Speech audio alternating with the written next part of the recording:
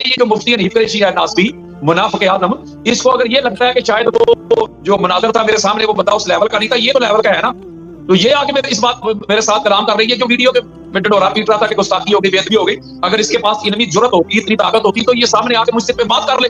تو اسی بات پہ یہ میں قرآن سے ثابت کروں گا کہ مولا علی علیہ السلام کا پہلا نمبر ہے افضلیت علی علیہ السلام پہ۔ میں نے وہ دلائل دے دیا کہ یہ میں نے ساری جتنی بھی قصے کہانیوں والے جو ان کے عقائد اور نظریات تھے وہ میں نے دفن کر دیے۔ تو مولا علی علیہ السلام کی افضلیت کے منکر ہیں، میں اللہ کی عزت کی قسم کھا کے کہتا ہوں یہ قرآن و حدیث کے منکر ہیں۔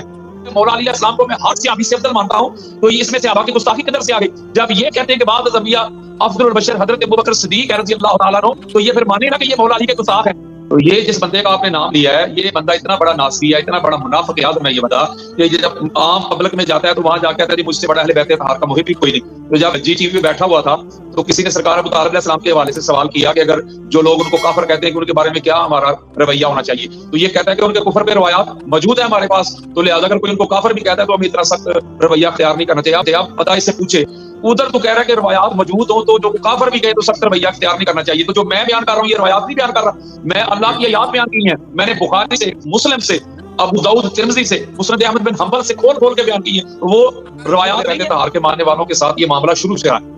آپ اگر تاریخ اٹھائیں اور کھولیں اور پڑھیں، اسٹڈی کریں، اس پہ غوطہ زنی کریں تو آپ کو پتہ چلے گا کہ کیا کچھ نہیں ہوا۔ اہل بیت اطہار کے جو ماننے والے تھے، مولا علی علیہ السلام کے جو غلام تھے، بالخصوص میس میں تمار کو پھانسی پہ چڑھا دیا گیا، حجر ابن عدی کو ان کے ساتھیوں سمیت عذرا کے مقام پہ شہید کر دیا گیا، اور بیڑیوں اور زنجیروں کے ساتھ ان کی تدفین ہوئی ہے۔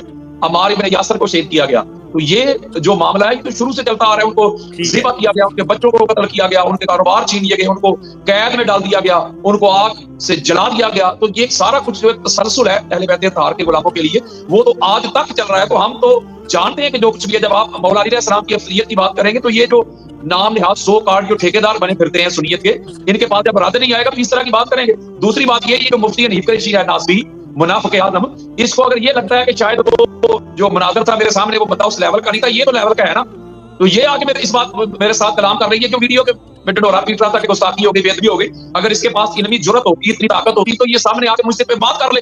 میری اس گفتگو کو جو میں نے قرآن پڑھا ہے، جو حدیث پڑھی ہے، وہ کہے اس کا رد کرے، میرے سامنے بیٹھے اس بات پہ۔ اور دوسری جو بات اس نے کی کہ سنی وہ ہے جو مولا علی علیہ السلام کو افضل نہ بلکہ چوتھے نمبر پہ رکھے، وہ سنی ہے۔ تو اسی بات پہ یہ میں قرآن سے ثابت کروں گا کہ مولا علی علیہ السلام کا پہلا نمبر ہے۔ اگر اس میں اتنی قابلیت ہے، اتنی اس میں ہمت ہے، یہ جرت ہے، یہ اتنی اس کے اندر طاقت ہے، تو سامنا کرے گجرانوالہ کی اس بات کا، علمی بات کرے، سامنے بیٹھے۔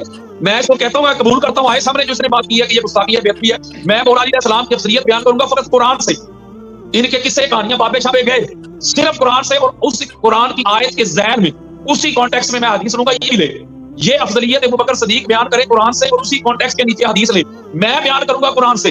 باقی سارے معاملات جتنے بھی مصادر ہیں ان کو چھوڑتے ہیں۔ میں نے روایات ایسے کھول کے پڑھی ہے، یہ اس کو گستاخی ثابت کر دے تو پھر تو میں، اگر یہ وہ میری گستاخی ہو گئی تو وہ پھر وہ گستاخ بخاری بنیں گے، وہ مسلم بنیں گے، ابو داؤد بنیں گے، ایک بندہ بھی نہیں بچے گا۔ شاہ جی یہ سامنے بیٹھے تو صحیح نا، پھر تو یہ فتویٰ اللہ کے قرآن پہ لگے گا۔ یہ جو مجھے کہتے ہیں میں گستاخ صحابہ ہوں، تو پھر قرآن سب سے بڑا گستاخ صحابہ بن جائے گا، چونکہ میں نے تو قرآن پڑھا ہے۔ بڑی عجیب بات ہے یار، کوئی بندہ دلیل دے رہا ہے۔ دوسری بات یہ تھی کہ مناظرہ ہو رہا ہے، مناظرہ، تو مناظرے کا میں نے ان کو دعوت نہیں دی تھی، انہوں نے مجھے چیلنج کیا تھا، میں نے ان کا چیلنج قبول کیا تھا۔ تو ان کا عقیدہ ہے نا جو مولا علی علیہ السلام کی افضلیت کے منکر ہیں، میں اللہ کی عزت کی قسم کھا کے کہتا ہوں یہ قرآن و حدیث کے منکر ہیں۔